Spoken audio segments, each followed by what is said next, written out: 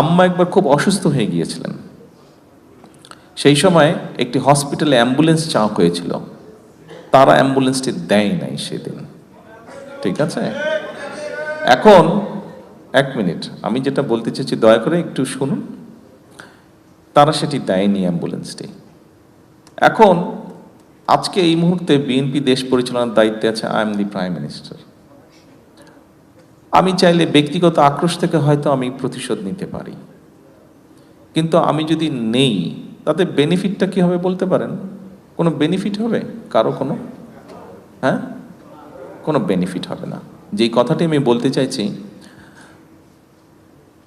আমি গত প্রায় কতক্ষণ ধরে কথা বলছি, 1 ঘন্টা হচ্ছে। এই যে গত 45 মিনিট ধরে কথা বলছি, গত 45 মিনিট যাবত কথা বলছি, যে জিনিসটা আপনাদেরকে বোঝাতে চাইছি সেটি হচ্ছে যে দেখুন, আমাদেরকে একটি বিষয় থেকে বের হতে হবে। আপনাদের সামনে যে পরিকল্পনাগুলো তুলে ধরলাম, এই পরিকল্পনাগুলো আমাদের সবার জন্যই আমরা করেছি।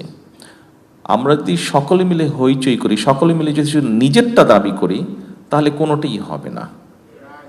শুধু যদি নিজেরটা আমরা চিন্তা করি, কোনোটাই হবে না। দেশ আমাদের সবার, আমাদেরকে সবাইকে ধৈর্য ধারণ করে ধীরে ধীরে এগোতে হবে।